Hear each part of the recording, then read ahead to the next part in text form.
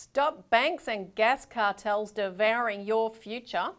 And Andy takes his baseball bat to corporate fat cats. Coming up on today's Citizens Report.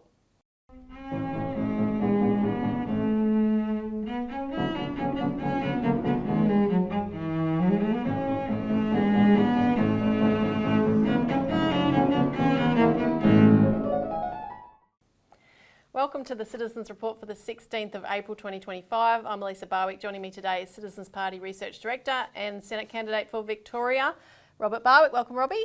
Thanks, Lisa.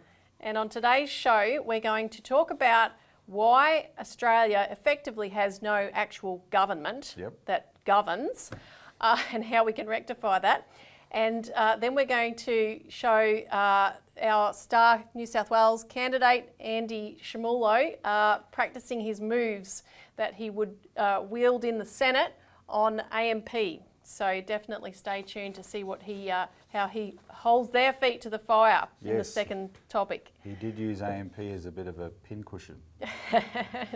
As I said, getting into practice for, if he was in the Senate, that would be his full-time occupation, and he wouldn't want for target practice there. No. Now, please help us get this show out. Hit the like button, make a comment below, subscribe, ring the notification bell if you're not already. Promote the channel to others so we can get the word out, particularly in this fast and intense election period that we're currently in. And also, please consider making a donation if you can to keep the wheels turning and rolling on the machine as we plough through these next couple of weeks ahead. Well, and we need all the help we can get, Elisa. We've spent more than 10 times on this election than we've spent on the last one, and it just the fight to get recognition out there just takes a lot of money. And what we're up against at every turn is big money in politics. Mm-hmm. You're up against the very big money that basically comes from the government to fund the two major political parties. Just a quick, I don't know if people know this, we talk about the corporations donating to the parties, and the banks are among the biggest donors to the parties, but bigger than the donations is the hold the banks have over the parties through their loans. The way the two major parties work is they have a standing loan with the bank that is tens at like $50 million, $60 million. Mm. They go to, that funds their 3-year election strategy, culminating in the election, and they get a lot of donations on top of that. And when the election's over, they get over $3 a vote. Okay. And they take that money and take it to the bank and pay off the loan, and then take out another one straight away to pay for the next 3 years. Oh my goodness, and I'd love to see the terms of those loans. I bet it's not course, like the average mortgage. Yeah, what are the holder. terms of those loans, right? The banks have them by the short and curlies. And then you got on the other, on outside of the two major parties, you got the Clive Palmer, Goodyear blimp sideshow, right? $100 million this election as well, whatever he's going to do. On the other side, you've got the what do they call it? The Climate 200 funding the Teals, and yes, they try and get a lot of actual donations, but very rich people match those donations. And at the moment, they're matching them 2 to 1. Before that, they were matching them 1 to 1. And these are people who invest in renewable energy and want to make money out of it, and want the government to mandate renewable energy so they can make money out of it. And this is just distorting the whole process. We're the most democratically funded political party in Australia. We're only funded by private individuals, everyday Australians. So think of yourself, it's always difficult, but think of yourself when you donate to the Citizens Party as David, literally David taking on Goliath, right? Yes. And just when it comes to the ballot box itself and ticking that ballot paper, and we're just continuing to put this out there because when you're talking to people, you just have to be aware there's a lot of confusion about voting in Australia. Yep. So look, just remember at 2 levels, you're going to get a green piece of paper and a white piece of paper. And the green piece of paper is for the House of Reps. And if you've got a Citizens Party candidate in your seat, you have an opportunity to vote for them. You have to number every box according to your preference, right? So put 1 next to Citizens Party and number every single box. Do not leave any box unnumbered. The vote will be rejected. But in the Senate, that's where we're having our bigger campaigns, right? We've got the leading campaigns are New South Wales, Victoria and Western Australia. Andy Schmulo, which we're going to feature on today's show a bit, myself here in Victoria and Aisha Novakovic in WA. You've got to vote above the line. If you're someone who knows how to vote and you want to vote below the line, ignore me, all right? I'm not talking to you at the moment. Please stay watching, but I respect your intelligence in this area, but it's for the people who don't want to stuff up their vote. Vote above the line. So even though, say, Andy Schmulo's name is below the line, you vote above the line, where it says the box P in New South Wales, the row P, box Australian Citizens Party, right? Put a 1 in there, and then you've got to number 5 more boxes, so you have 6 numbered in total. And just whatever your own preference is, right? 5 more boxes, that'll be a legitimate vote for New South Wales. But definitely number 1 for Andy Schmulo. Number 1, I'm at R for Robbie. There you go, easy to remember. R for Robbie in Victoria, number 1, and 6 more boxes. Some of the parties we recommend are the parties who've taken up the Citizens Party's policies. So for instance, Senator Gerard Rennick's party is called People First. They also support the People's Bank. Fatima Payman's party, Australia's Voice, they've just taken our banking policy whole as bowls and adopted it. So consider voting for them as well, Australia's Voice in the Senate.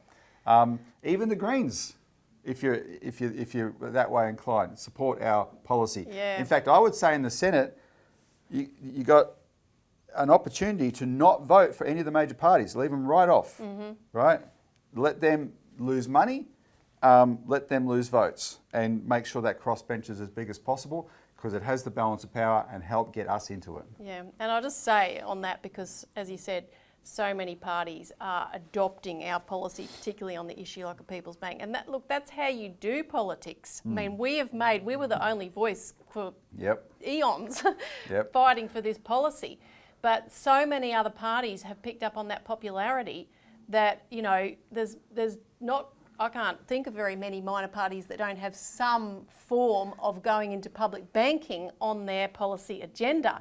And basically, we're going to force the major parties in that direction, because they are getting surrounded by minor parties whose vote is increasing at every election. And what we do is not ideological. And it's funny, it's interesting you said that for eons where we were the lone voice, but the people who've watched our show for 10 years may remember this or more, but there was a time in 2015 when we put up a change.org petition for a national bank.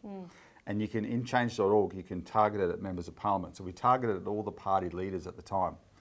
And one of them responded, and that was Senator Richard Di Natale from the Greens at the time. Personally responded to us. He personally responded to the petition and said, I support the public bank. And it was the first breakthrough we'd had of any of the parties in parliament saying that. In the following election, Pauline Hanson got elected with Malcolm Roberts, and not straight away, but Malcolm Roberts working with us on different issues, he came to support the public bank and became a passionate advocate of the public bank. Senator Gerard Rennick got elected in 2019 for the Liberal Party at the time. He got into Parliament wanting a public bank, and so suddenly you got Greens, One Nation, a Liberal, right? And then we had members of the Labor Party backbench contacting us, say, hey, we support it too, right? And now, like I said, Fatima Payman's party supports it, and we've got them surrounded. Yeah, absolutely. It's just we're going to talk about the problem now about why it hasn't happened. They've got nowhere to go but in this direction. But as you said, now we're going to talk about, even despite the fact that we've had Liberal and Labor MPs pretty high up telling us they love the idea of a public postal bank, but now let's talk about why they can't even talk about it publicly other than privately behind the scenes. So our first topic, stop banks and gas cartels devouring your future. Now, I want to open this segment with a quote. This, we'll tell you who it is after.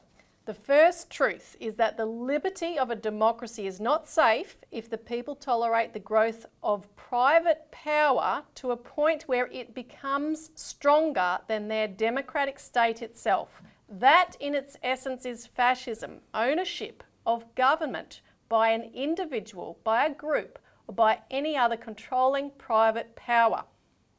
The second truth is that the liberty of a democracy is not safe if its business system does not provide employment and produce and distribute goods in such a way as to sustain an acceptable standard of living.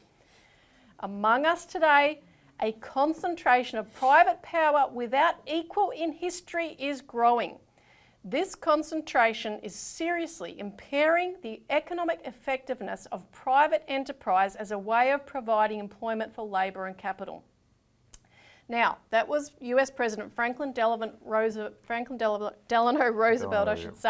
speaking to the US Congress in a speech on curbing monopolies, April 29, 1938. He was actually addressing actual fascism. But as you can see from listening to that, this is exactly what we are facing today. And this is why we wanted to say on this show that if you think about anything else, nothing else in this election, think about this. This country needs an actual government to run this country, to do the things that need to be done, to make the decisions to do the things that need to be done. And so that we as the people can also hold them to account. Because if the government is not doing those things, there's nothing to hold them to account for. Yes. And speaking of, this is not a theoretical exercise. I'm going to drop some names now, because people might have seen the Australian Story this week with the one and only Bob Katter.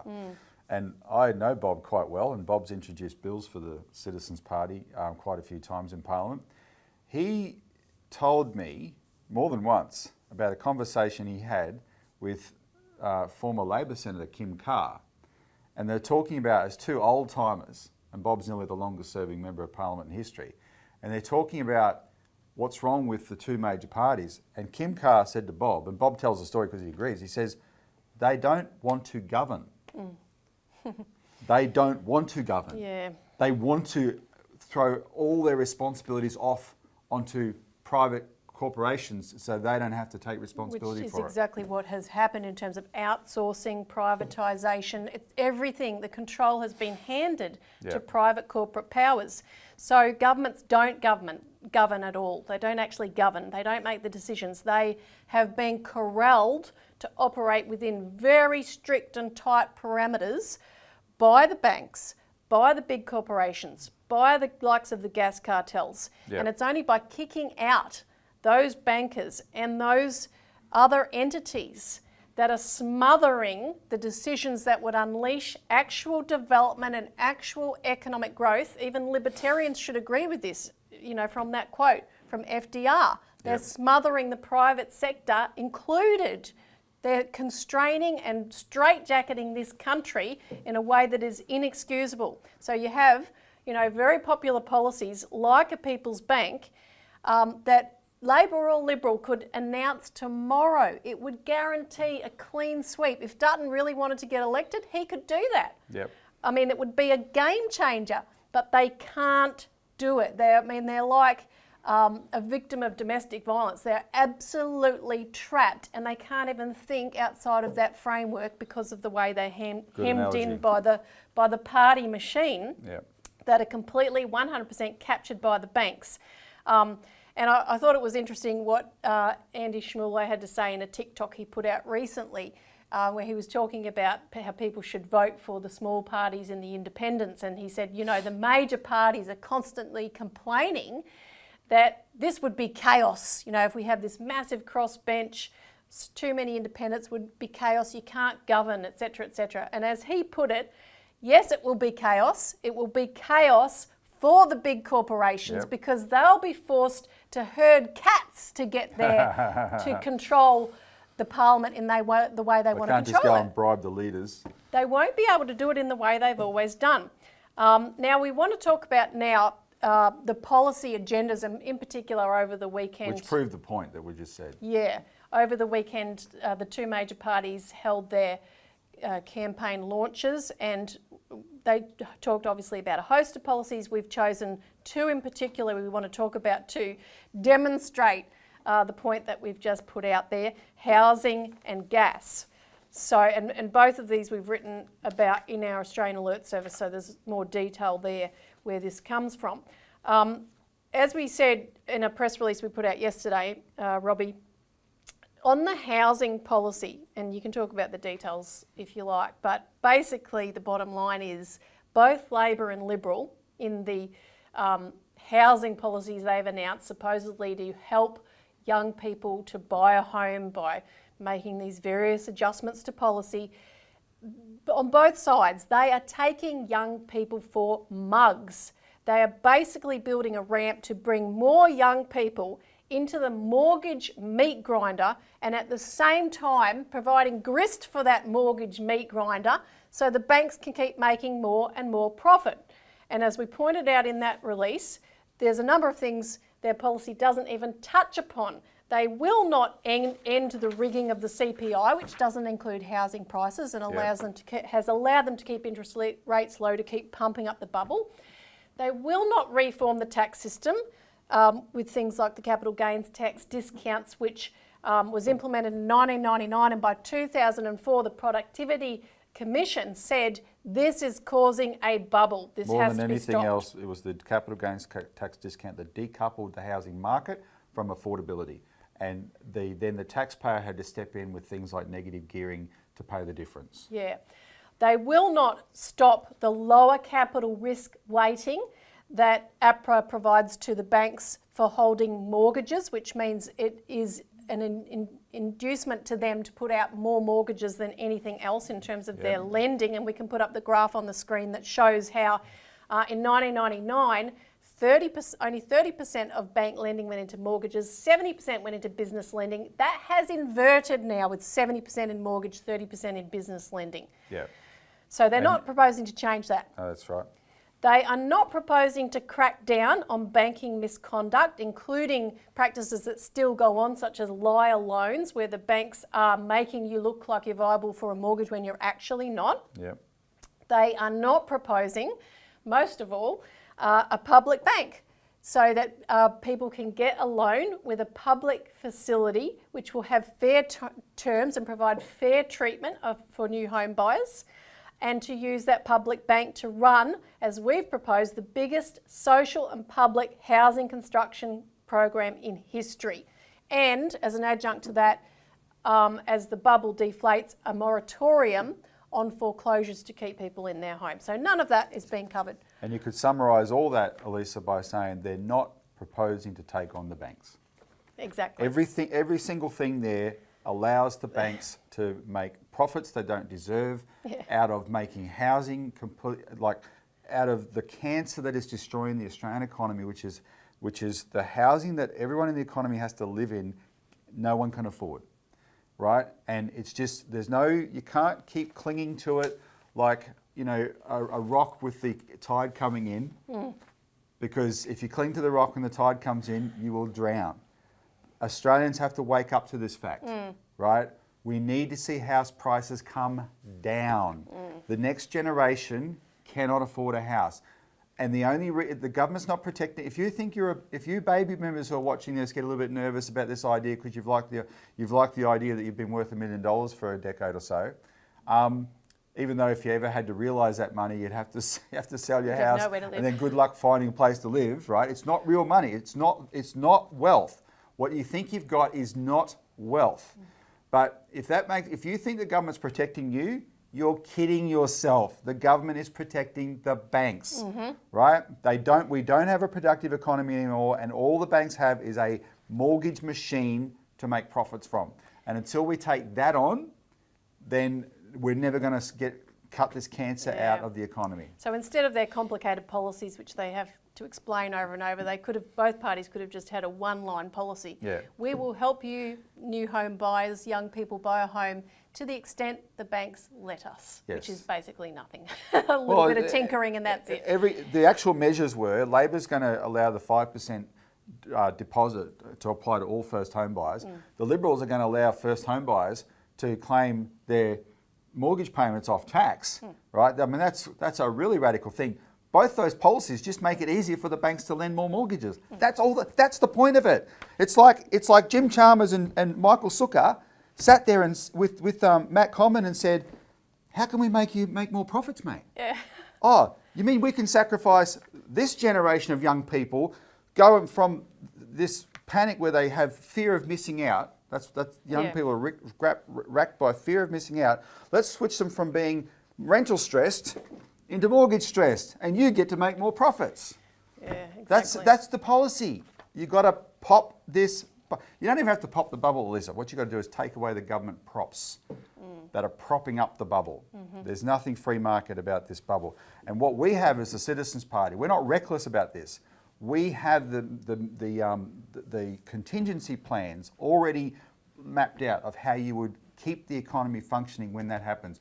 You have a foreclosure on a moratorium, so nobody loses their home, their principal place of residence. You use the Reserve Bank to step in and essentially put the private banks into receivership, so there's not a massive banking collapse on the back of this, and then they've got to go through their books and start writing down debt, right? And only the power of government can do that. Now, we saw in 2008, if you're old enough to remember that, and don't tell the young people missing out what you saw in 2008, because they're already mad at you. If they know what the governments are capable of doing, they're going to lynch you.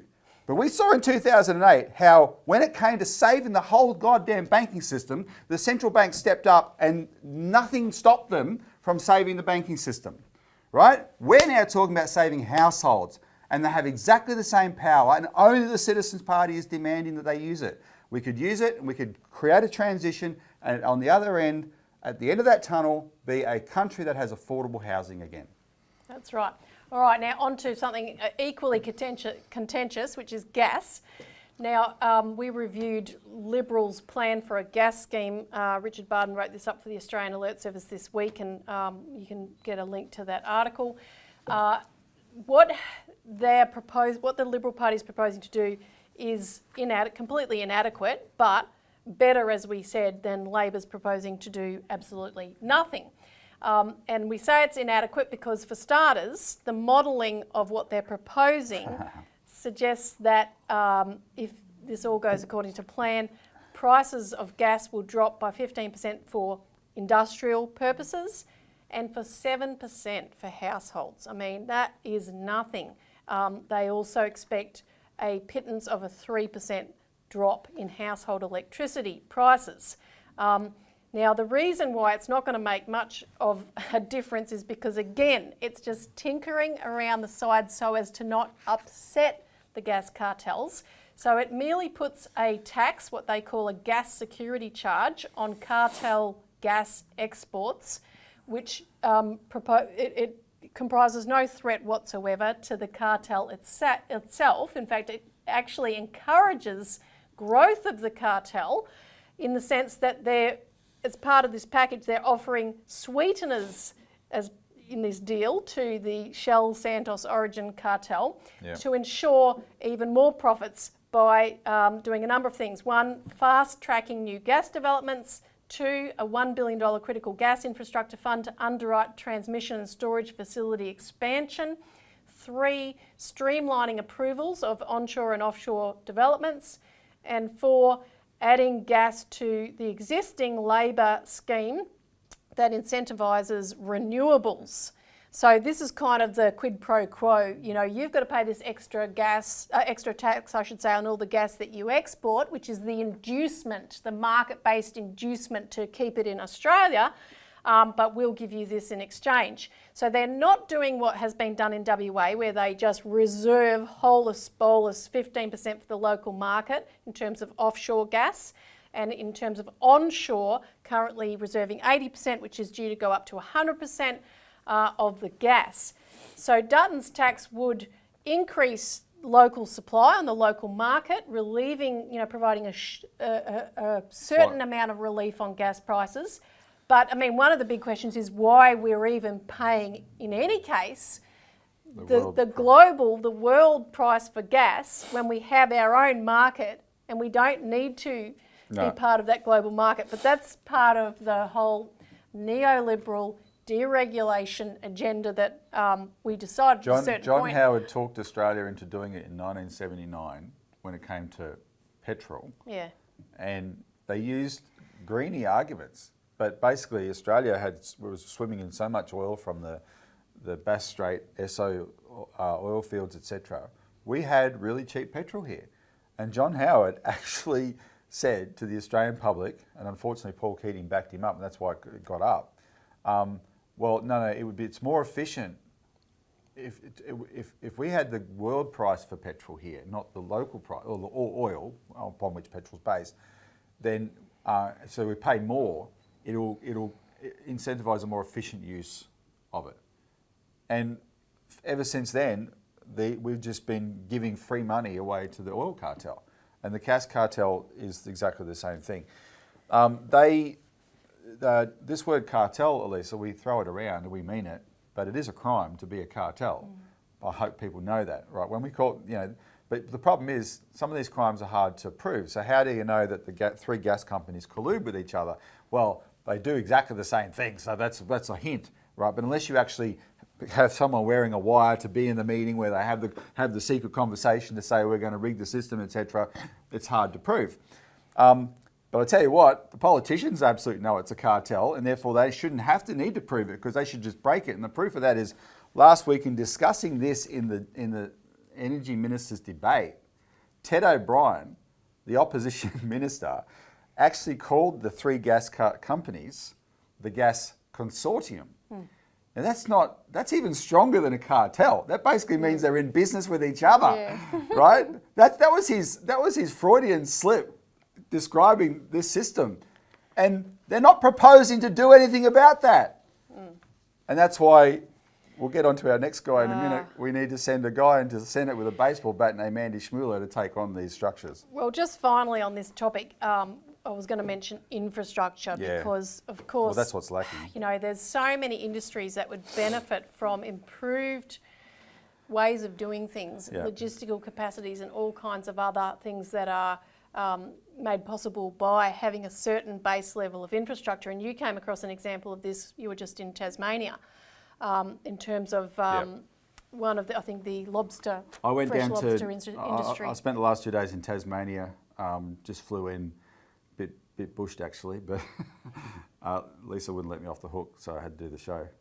On Monday, I attended the relaunch of the Australia-China Business Council in Launceston, the Tasmanian branch. And it was really enlightening because you had all these businesses there that represent the exporters to China, which is our biggest market, right? And it's good to see the other dimension to the China trade beyond iron ore. Iron ore is the big one, but there are other areas. And of course, these are the ones that got hurt during COVID, right? Because of what Scott Morrison did. And it was because of what Scott Morrison did. Now, let me go on a little rant here. The Chinese, it started with Australia hit China with 117 anti-dumping measures before China hit back the first time with barley. China's patience eventually run out. The reason China even felt it had to hit back wasn't even the anti-dumping measures. It was when Australia said to ban Huawei from even bidding for the 5G rollout on national security grounds. And they could have said to Huawei privately, look, we're a bunch of pussies in this country. We are lapdogs to the Americans. You know that. We know that. Let's stop pretending. But guess what? You're not going to get the contract, but you're allowed to bid. We'll go through the motions. China would have been fine with that. But instead, they singled them out, tried to massively humiliate them and call them a national security threat, where Huawei is the single best telecommunications company in the world by 1 billion miles, and it's not owned by rapacious corporations, it's owned by its workers. It's a workers' collective, for crying out loud, right? And it's kicking everyone's butt right around the world. And if you ever see someone with a Huawei phone, get them to show you how it works. They're brilliant. They have the best technology, and we're not allowed to use it because we're so subservient to the United States. Anyway, so that was a real shock to the Chinese. And then Scott Morrison did his stunt on the COVID thing, where he literally got off the phone to Mike Pompeo and Donald Trump, and on their behalf, he did the single most insulting thing he could do to the Chinese. And the Chinese said, okay, Australia, we are your best customer by 1 billion miles. We're not going to be insulted anymore. If you hate us that much, we're taking our business elsewhere. That's what you want? That's what you're going to get. That's how it happened. There's no other account of that's true. That's how it happened. Scott Morrison did not stand up for Australia. He stood up for Donald Trump and Mike Pompeo, who want to start a war with China. Or maybe Donald Trump doesn't, but Mike Pompeo definitely does. So, that smashed so many businesses, including the lobster industry in Tasmania. And I met the people who are so happy now they've got that business back, right? And it was really brilliant to meet them. And they do not want to go back to those bad old days. And I can tell you they're a little bit nervous already because of just the carry on in this election about the ships.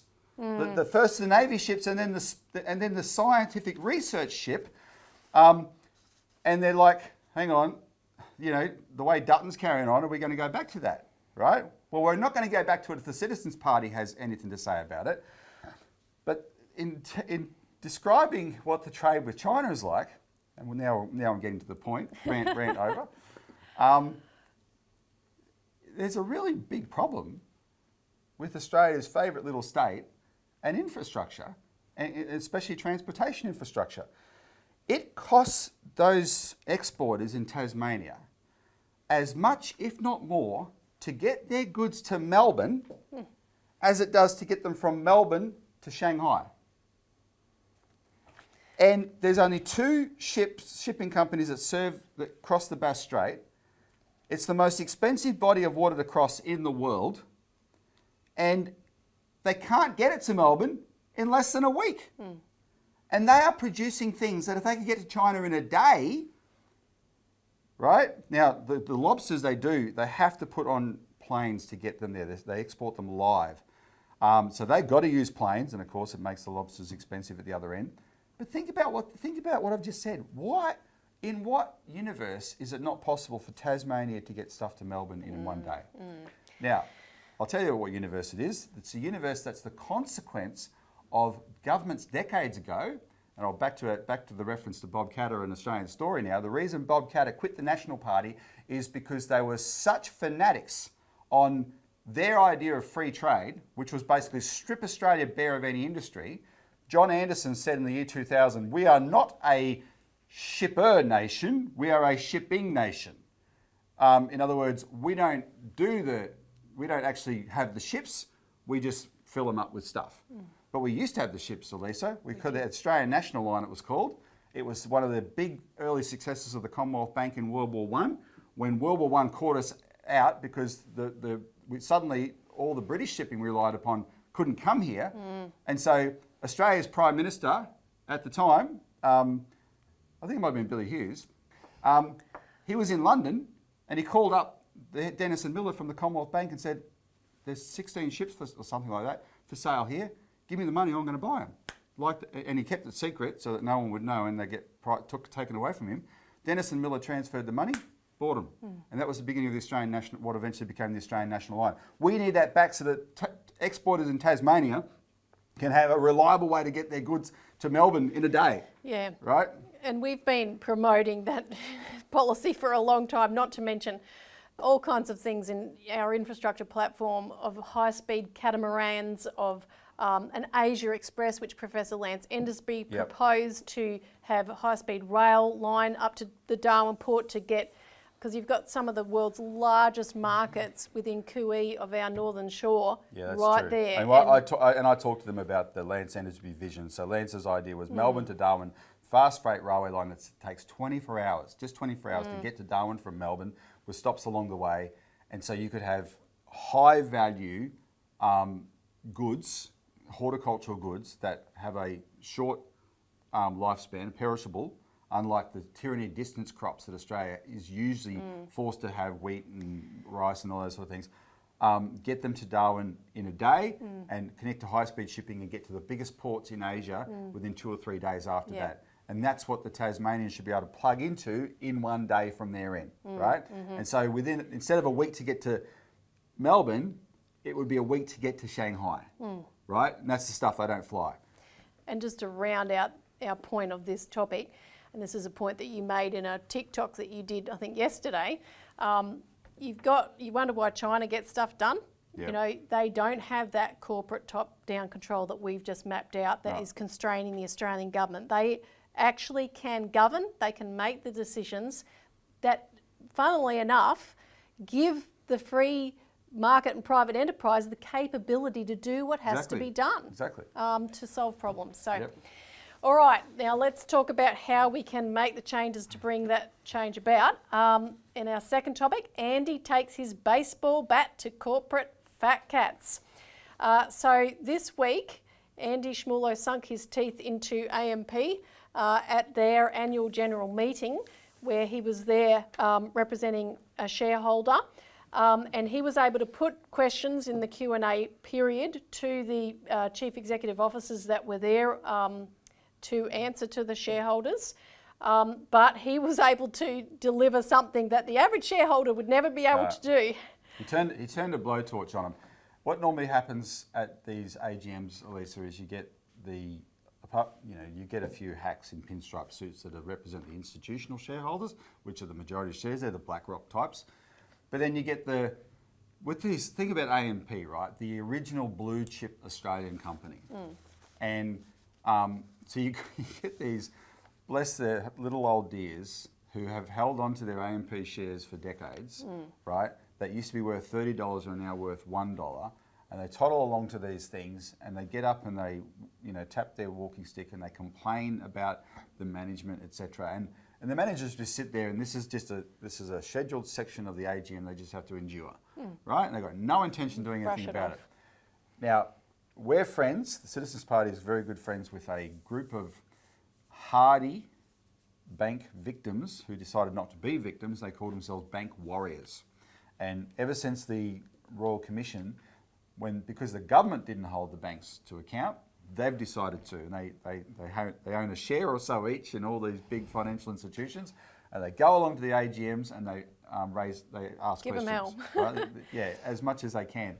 And so shout out to Craig Caulfield and Michael Sanderson, and Michael addressed our conference last November, of course, because it was their idea to invite Andy Schmulo, our New South Wales Senate candidate, to this AMP one. And it's actually the only big AGM being held in the election, right? And they wanted Andy to just, support them, but also show the public what he can do. So Andy took on the big fat pay packets that the CEOs get paid. Well, he did. This sort of stuff, it's a little bit nerdy, but you got to understand what I said a second ago. Given how dismally the AMP is performing, the pay of the board and the CEO and the executives is ridiculous, right? And it always makes the shareholders angry, but they complain about it. But there's nothing they can do, and so the company annual report made it clear that the way they justified this is that they tie the 30% of the CEO's salary to a comparison to 4 or 5 other companies, right? And if her, under her tenure, Alexis St George is her name, under her tenure, if AMP's reputation matches those, at least matches those other companies, then she's qualified for her salary, basically. That's what they've said. But then under Andy Schmulo's withering fire, they made a hell of an admission. Now, we're going to play 2 parts to this. We'll play them all together. Let me set them up. The first part where Andy really bared his fangs was the chairman, Mike Hurst, had just put down Craig Caulfield in response to one of his questions. And he said something like, "We know how you operate, Mr. Caulfield." Okay. He was very dismissive. And so Associate Professor Dr. Andy Schmulo got up, and you'll see what he says in response to that. So we'll start with that, but I'll get the producers just clip it all together. And then, and Andy puts them on notice when in his response to Craig Caulfield. And then he comes back and asks this question to the board about why do they pick these particular companies? Now, if you were there in the room, let me tell you, this was really dramatic. And you're going to see the board as he's asking the question, and look at their body language. They're not used to what they're getting from this guy, right? They're used to people that they can just be dismissive of. They can't be dismissive of Andy. In fact, he got mentioned in Rear Window on the Financial Review for doing this. He's in Rear Window today because of this question that he asked. But the answer is basically the essence of we picked those companies to tie the CEO's remuneration to because they also have a bad reputation. And so we don't, that just, you know, so that we can justify our reputation, we've picked these companies that have a bad reputation. Yeah. And you'll see Andy's response at the end. So please, producer, play the clip. Chair, I would like to reintroduce Mr Caulfield. Mr Caulfield, I'll just let you know, this needs to be a question about AMP's business specifically, because that's what the meeting's about. Otherwise, I'd ask you to take your seat. The model litigant was about AMP's business specifically. So No, so this question I'm talking about. Sure, and my last question was, so I'm not sure why you would give me that warning in advance. Well, because I've seen how you operate. I beg your pardon. So I beg your pardon. So you come to these meetings, you've got an axe to grind across the industry, and then you take up time making statements that aren't questions. That is a disgrace. I do a lot. I'm paid nothing to do this. I've travelled down here from Queensland at my own expense. Mr Chowdhury, I would like to reintroduce Dr Shmulo. Thank you, Doctor. Mr Chowdhury, in light of the torrid history that this company has endured since demutualisation and in particular since the Royal Commission, it is legitimate that this board be put under pressure and be asked difficult questions. What we witnessed 5 minutes ago was Mr Hurst losing his cool. He got asked some difficult questions and he issued a slur against Mr Caulfield and said to him, "I've seen how you operate." I query whether Mr Hurst has the temperament to run a company like this, whether he has the temperament to endure legitimate criticisms, and I invite him to rise to an apology to Mr Caulfield. And I would say this to you: I'm standing for election to represent the great state of New South Wales in Federal Parliament's Senate. If I'm elected, you and your board should wait and see how I operate. So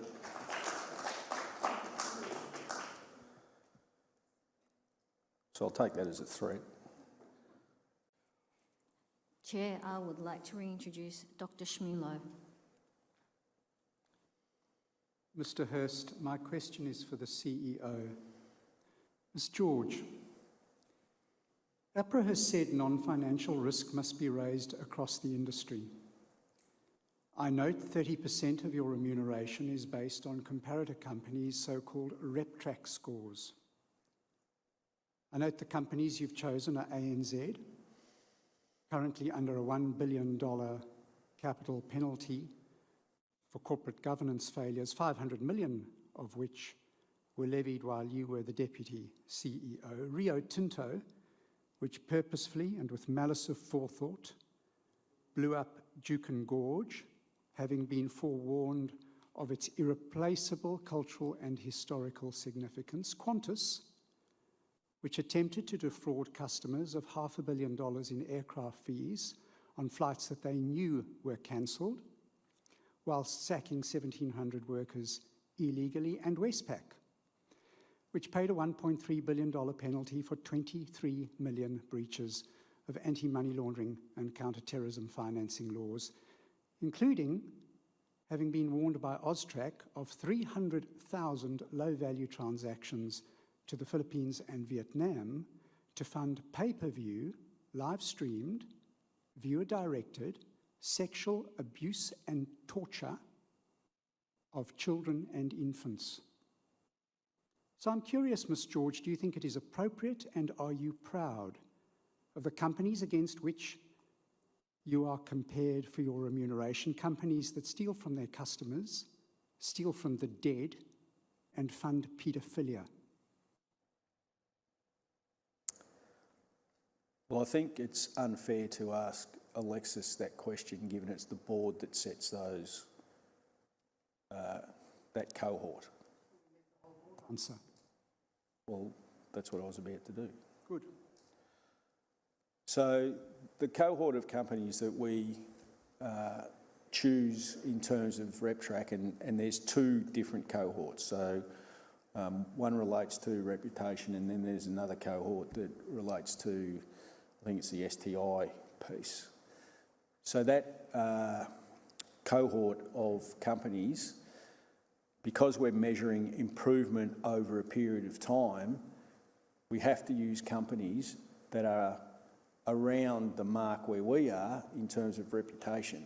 Otherwise, if we were to use companies that had, say, let's say we took the 5 companies who had a reputation that was significantly higher than ours, it's more difficult for them to improve their reputation when they're already at a top level than it should be for us who are trying to lift our reputation off lows, and we've been successful in doing that. So from the board's perspective, if we chose those companies that had the higher reputations already, it's probably not a reasonable comparison as opposed to those who are sort of where we are. So that's the reason that it's chosen like that. So much, Mr. Hurst. That is the most staggering admission. Contemplate what you've just said.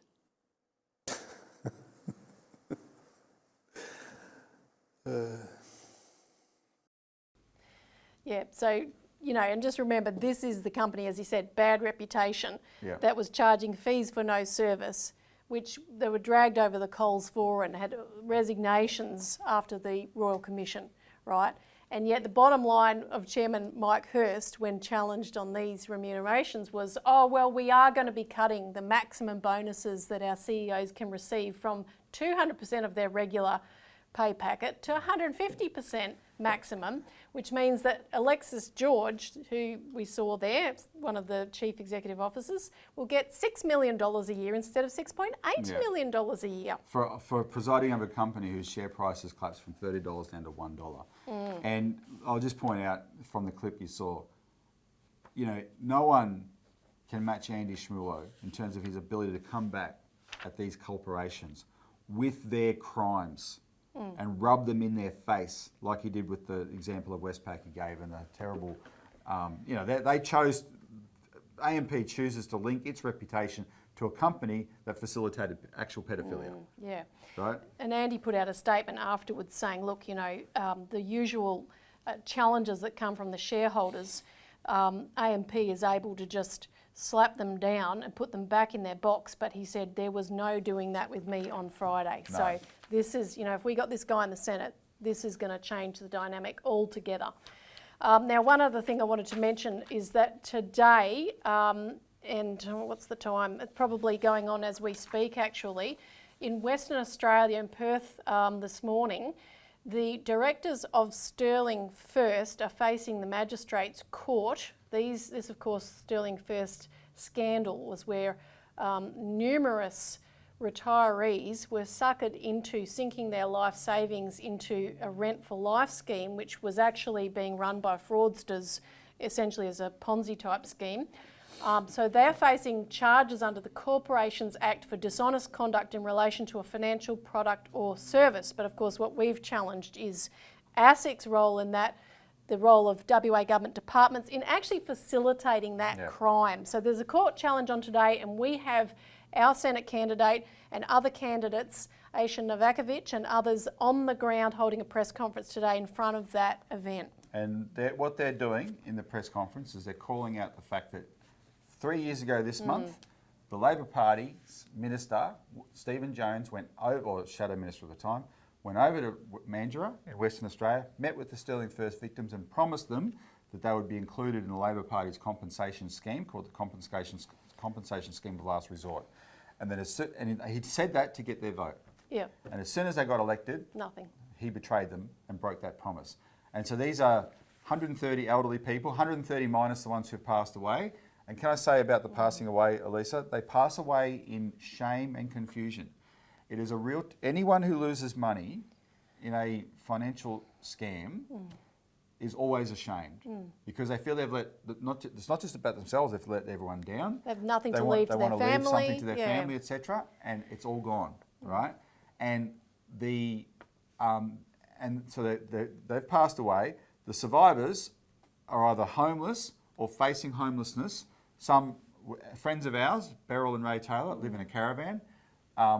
Beryl's the one that I interviewed on this in 2021. I know cases sleeping in cars. These are elderly people, and for $18.5 million, which was the total loss. Now think about what that 130 people lost $18.5 million equivalent. You know what that means? These weren't people involved in a get-rich-quick scheme. All they wanted to do, all they knew they were doing was paying their rent in advance for the rest of their life. Give them a lump sum, that covers all their rent. And they get to live in a smaller house that's more manageable for them. That's all they were doing. A lot of people get scammed in get-rich-quick schemes. It's not their fault either, but I just want to make, there is a bit of a distinction here. These were just people trying to do that. And the two agencies that should have protected them actually facilitated the scam. This is a clear-cut case where the governments, both governments, they can share it or take whatever, must compensate these families. And when you consider, Elisa, that just before and just after the last election 3 years ago, the Liberals compensated $800,000, one of their ex-staffers who got into a sex scandal with the Liberal minister, just shoved money out of to shut her up, $800,000 like that. And then straight after the election, because of the Brittany Higgins thing was so toxic, the Labor Party decided, Finance Minister Katie Gallagher compensated her $2 million like that to shut her up. Two Liberal staffers get compensated like that, right? They have the power to do it. The Finance Minister has extraordinary powers to give compensation called active grace payments. Yet they've done nothing with this because no one wants to own up to the responsibility. So Aisha and the Citizens Party and the Sterling survivors are there today to back that up. We'll have some footage of that next week. Yeah, and as Aisha said, and she's a lawyer, so she, has the capability to really take this on. Again, if we get into the Senate, these are the issues we can really air and solve because they're quite straightforward to solve actually in many cases. But she said, look, it's totally unacceptable for Labor to unveil a new housing policy in an election campaign whilst hanging these elderly victims of a massive property scam out to dry. I mean, the hypocrisy is just horrible. So yes, we need to cut these guys off. Labor and Liberal, they are not working for any Australian. Tell everyone you know, don't vote for the major parties. Put them right down the bottom in your preferences as well. And vote for the ACP. We've got the solutions. And Elisa, I want to put a link below. This is really important for the viewers, to Andy Schmulow's YouTube page. Go there, look at the clips that are being put up there every day. There's a lot there. All his clips are in this one spot on the YouTube page. And there's a clip now which is a clear explanation of how to vote. Go there and have a look, right? And share that with everyone you know, how to vote for Andy Schmuller in the Senate. This guy is a weapon. This guy is a nuclear missile. This guy is the ultimate weapon the Australian people have at their disposal. And I'm not exaggerating. He's more qualified than every other candidate in Australia of any party.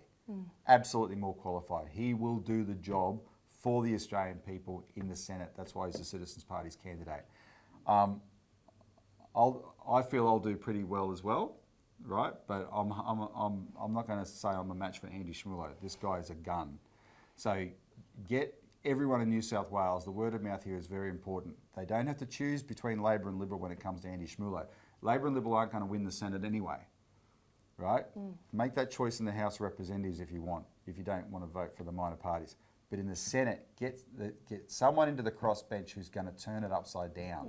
Have that balance of power and use it in a way it's never been used before. Yeah.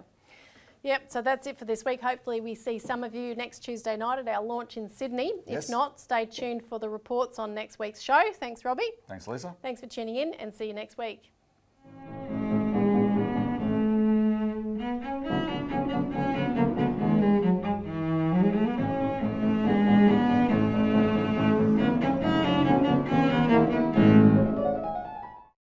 Authorised by Robert Barwick, Citizens Party, Melbourne.